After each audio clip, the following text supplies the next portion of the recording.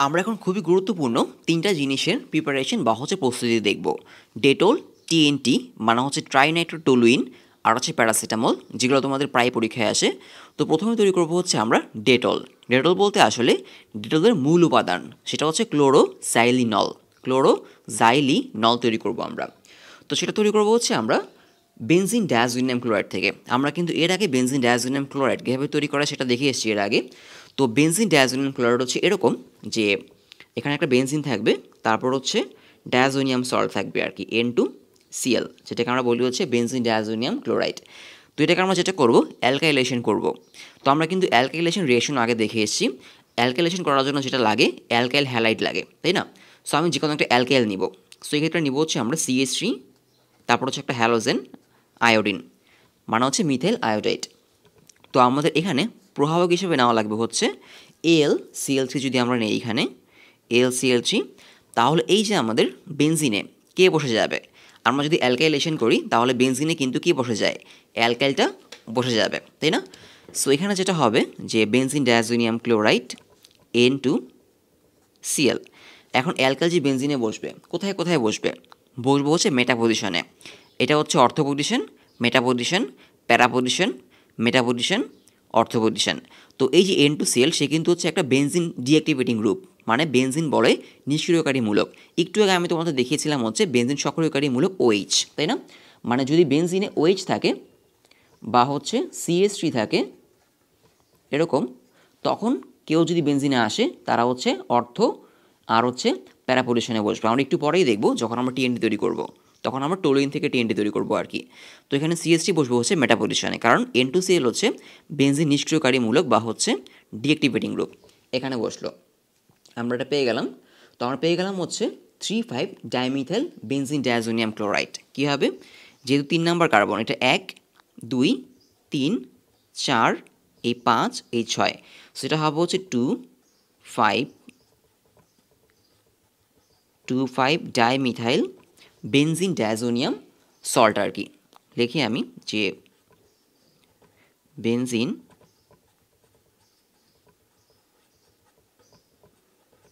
Diazonium chloride. আচ্ছা, so আমরা পেয়ে গেলাম হচ্ছে 2,5 ডাইমিথাইল বেনজিন ডায়াজোনিয়াম ক্লোরাইড। তো এটাকে আমরা কী করব? এটাকে হচ্ছে আমরা এখন একটা অ্যাসিড দ্রবণের সাথে বিক্রিয়া ঘটাবো এবং হচ্ছে আদ্র বিশ্লেষণ করবো, মানে হচ্ছে হাইড্রোলাইজ করব। তো আমরা কী অ্যাসিড নিব এখানে? HCl অ্যাসিড নিব। HCl অ্যাসিড নিয়ে এটাকে হাইড্রোলাইজ করলাম H2O দিয়ে। তো H2O দিয়ে হাইড্রোলাইজ করার পর এখান থেকে পেয়ে যাব হচ্ছে আমরা ফেনল পেয়ে যাব, মানে বেনজিন ডায়াজোনিয়াম ক্লোরাইডটা হয়ে যাবে হচ্ছে OH। এই রিয়েকশনটা কিন্তু আমরা ফেনলে দেখেছিলাম, বা হচ্ছে বেনজিন ডায়াজোনিয়াম ক্লোরাইডে দেখেছিলাম, যেখানে আমরা ফেনল তৈরি করেছিলাম। যে বেনজিন ডায়াজোনিয়াম ক্লোরাইডকে তুমি যদি পানির সাথে রিয়েকশন দাও HCl, তাহলে ফেনল হয়ে যায়। তো আমরা সেই কাজটাই করেছি এখানে। আর CH3 তারা আগের মতোই থাকবে এরকম। সো এখান থেকে পেয়ে গেলাম হচ্ছে আমরা 2,5 ডাইমিথাইল ফেনল। এটা হবে এখন 2,5 ডাইমিথাইল, আগে ছিল 2,5 ডাইমিথাইল বেনজিন ডায়াজোনিয়াম ক্লোরাইড, এখন হবে 2,5 ডাইমিথাইল ফেনল। ক্লিয়ার? এরপর আমরা লাস্ট যে কাজটা করব, এটাকে হচ্ছে আমরা ক্লোরিনেশন করব। কি করব? ক্লোরিনেশন। এটা কিন্তু আরেকটা সাবস্টিটিউশন বা প্রতিস্থাপন রিয়েকশন বেনজিনের। আমরা প্রথমে একটা করেছি অ্যালকাইলেশন, এখন করবো হচ্ছে ক্লোরিনেশন। তো ক্লোরিনেশন করার জন্য আমরা নিব হচ্ছে +Cl2, আর এখানে দিতে পারো হচ্ছে যে কোনো মেটাল, মানে AlCl3 দেওয়া যায় বা হচ্ছে FeCl3 দেওয়া যায়। তাহলে যেটা হবে ক্লোরিন বসে যাবে। এখন ক্লোরিন কোথায় বসবে? ক্লোরিন বসবে হচ্ছে প্যারা পজিশনে, কারণ এখন কি আছে? এখন এখানে OH আছে। OH হচ্ছে আমাদের বেনজিন অ্যাক্টিভেটিং গ্রুপ। সো এই ক্লোরিনটা বসবে হচ্ছে অর্থ বা হচ্ছে প্যারা পজিশনে। তো অর্থ পজিশনে বসলে সেটাই হবে হচ্ছে আমাদের ক্লোরোজাইলিনল, মানে যেটা হচ্ছে ডেটলের মূল উপাদান, মানে হচ্ছে র মেটেরিয়াল আর কি। বোঝা গেল? সো এটা হচ্ছে আমাদের একটা ডেটল তৈরির একটা রিয়াকশন। আরেকটা এখানে চলে যাই, আরেকটা আমরা এখানে দেখব, সেটা রিয়াকশন ছোটো হবে একটু। তো সেক্ষেত্রে আমরা নেব হচ্ছে একটা আনকমন একটা কম্পাউন্ড। একটু খেয়াল করে দেখো, এরকম বেনজিন, এখানে একটা ডাবল বন্ড, এখানে থাকবে হচ্ছে O, তার এপাশে হচ্ছে একটা CH3, মানে এখানে একটা CH3 বা মিথাইল, এখানে একটা CH3 বা হচ্ছে মিথাইল। তো তার নামটা কী হবে? 2,5 ডাইমিথাইল তো অবশ্যই হবে, কারণ 1 number carbon, 2 3 4 5 6 number carbon. So নাম হবে হচ্ছে 2,5 ডাইমিথাইল 2 সাইক্লোহেক্সিন 1 অন। আমি লিখি একটু যে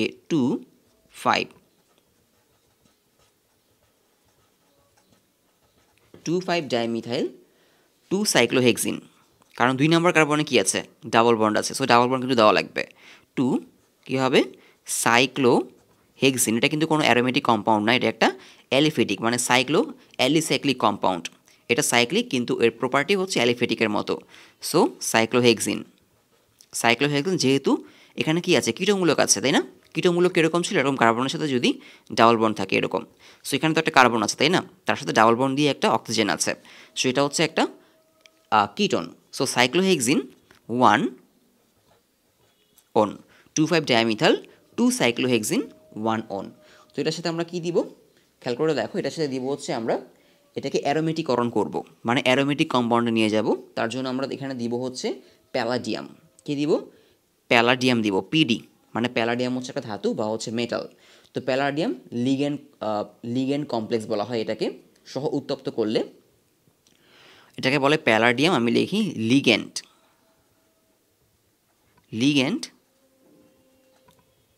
কমপ্লেক্স। ওকে, প্যালাডিয়াম লিগ্যান্ড কমপ্লেক্স সহ উত্তপ্ত করলে 80 ডিগ্রি সেলসিয়াস টেম্পারেচারে আমরা এখান থেকে পেয়ে যাব হচ্ছে এই যে এখানে যেটা পেয়েছিলাম ফেনল 2,5 ডাইমিথাল ফেনল পেয়ে যাব। কি পেয়ে গেলাম এখান থেকে? 2,5 ডাইমিথাল ফেনল। সো এখন বাকিটুকু আশা করি তোমরা পারবা। আমরা ঠিক আগের মতোই পেয়ে গেলাম 2,5 ডাইমিথাল ফেনল। সো 2,5 ডাইমিথাল ফেনলকে কী করেছিলাম, তারপরে করেছিলাম ক্লোরিনেশন। তো ঠিক সেমভাবে 2,5 ডাইমিথাল ফেনলকে আমরা করবো হচ্ছে ক্লোরিনেশন, মানে Cl2 দিব, দিলে এটা হয়ে যাবে হচ্ছে আমাদের ক্লোরোজাইলিনল। এখানে হবে CH3, এখানে CH3, আর এখানে হবে Cl। ওকে, ক্লোরোজাইলিনল। আচ্ছা, তো এটা ছিল আমাদের ডিটেল তৈরি দুইটা রিয়াকশন। আমরা দুইভাবে কী করতে পারি, ডিটেল তৈরি করতে পারি। যদি এটা মনে থাকে 2,5 ডাইমিথাল 2 সাইক্লোহেক্সিন 1 অন, তাহলে এখান থেকে খুব ইজিলি তৈরি করতে পারবা। মানে এটা হচ্ছে র মেটেরিয়াল, আর এটা হচ্ছে বেনজিন ডায়াজোনিয়াম ক্লোরাইড থেকে। ডায়াজোনিয়াম ক্লোরাইডকে প্রথম হচ্ছে আমরা অ্যালকিলেশন করলাম, দেন হচ্ছে এটাকে ফেনলে নিলাম, ফেনল থেকে হচ্ছে আমরা ক্লোরিনেশন করে ক্লোরোজাইলিনল পেয়ে গেলাম। তো এরপর দেখবো হচ্ছে আমরা টিএনটি, তারপরে যাবো হচ্ছে প্যারাসিটামলে। প্যারাসিটামলের হচ্ছে আমরা 2টা বা 3টা প্রসেস দেখব, আর টিএনটি খুবই ছোট হবে, আমরা টিএনটি এখানেই দেখি। টিএনটি তৈরি এবং সেটা খুবই গুরুত্বপূর্ণ। টিএনটি মানে হচ্ছে ট্রাইমিথাইল টুলুইন, ট্রাইমিথাইল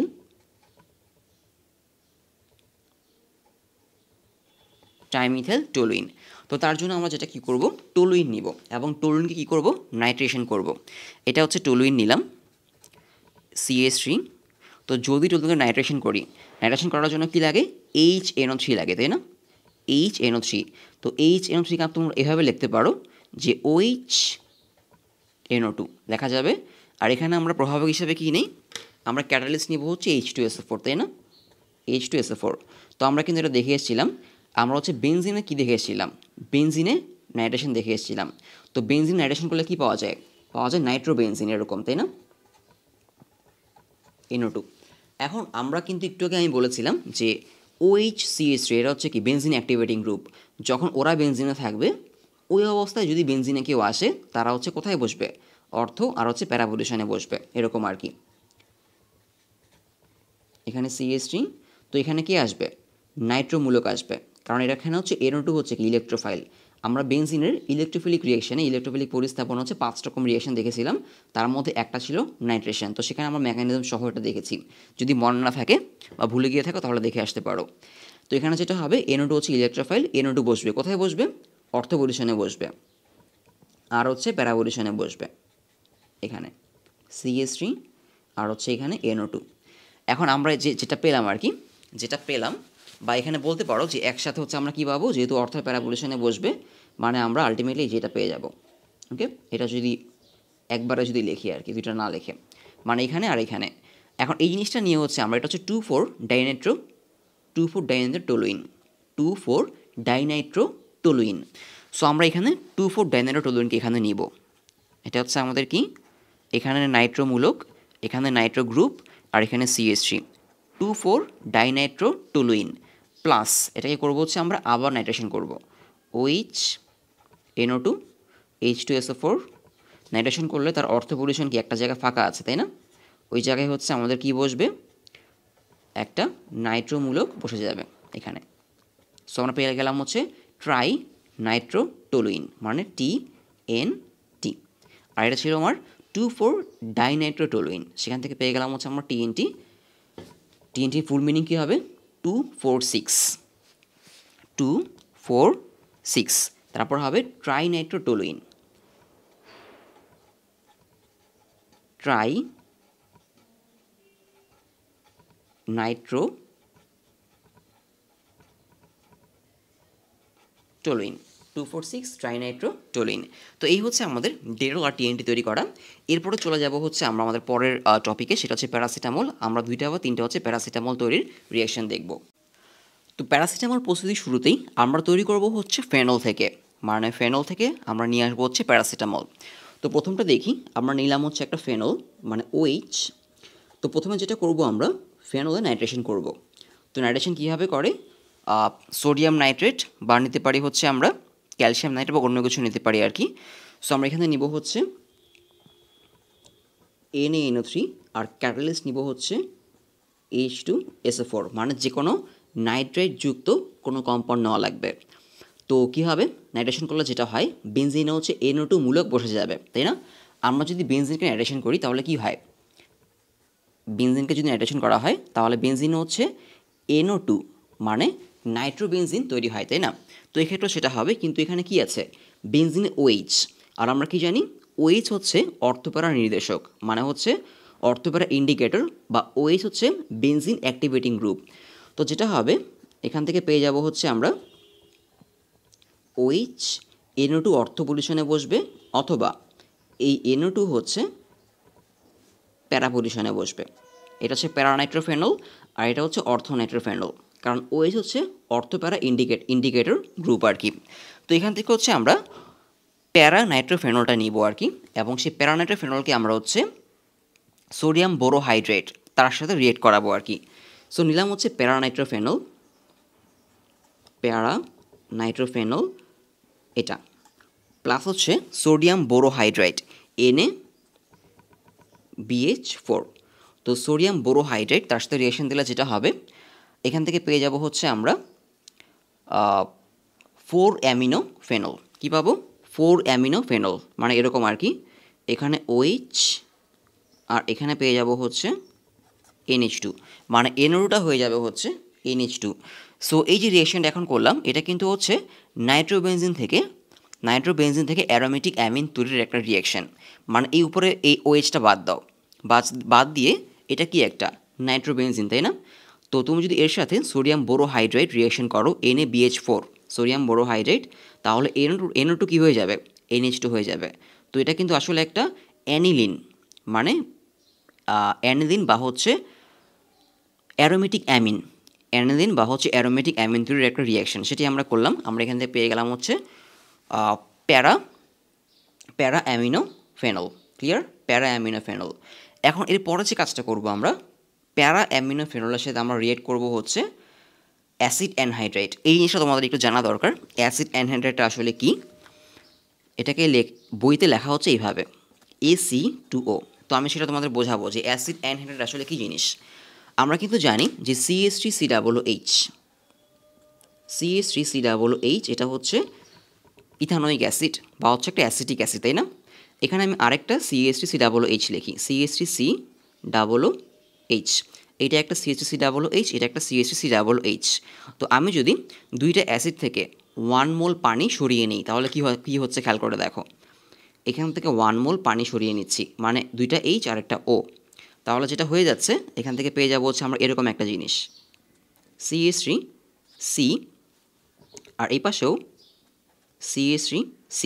এই কার্বনের সাথে একটা অক্সিজেন, এই কার্বনের সাথে একটা অক্সিজেন, আর দুজন হচ্ছে একটা অক্সিজেন দিয়ে জোড়া লাগবে। ব্যাপারটা বোঝা গেল? মানে 1 মোল পানি সরিয়ে নিলে কি থাকছে এখানে? এই যে একটা অক্সিজেন আর এখানে দুইটা অক্সিজেন, মানে 3টে অক্সিজেন, 1 2 3, 3টে অক্সিজেন। সো খেয়াল করে দেখো এই অংশটুকু আর এই অংশটুকু কিন্তু সেম, তাই না? সো এই জন্য এটাকে লেখা হয় হচ্ছে এরকম CH3CO2O।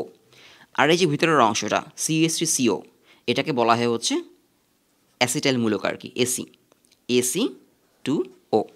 বোঝা গেল? সো এই জন্য এটা হচ্ছে আমাদের অ্যাসিড অ্যানহাইড্রাইট, এটাকে AC2O সংক্ষেপে লেখা হচ্ছে। তো AC2O মানে কিন্তু আসলে এই জিনিসটা। তো এখান থেকে যেটা হবে আমরা পেলাম হচ্ছে 4 অ্যামিনোফেনল, তাই না, এরকম। তো এই যে অ্যামিনের একটা হাইড্রোজেনকে সরিয়ে ফেলবে, অ্যামিনের একটা হাইড্রোজেনকে সরিয়ে এখানে বসে যাবে হচ্ছে CH3CO, এই যে এরকমভাবে CH3CO এটা, এবং এটাই হচ্ছে আমাদের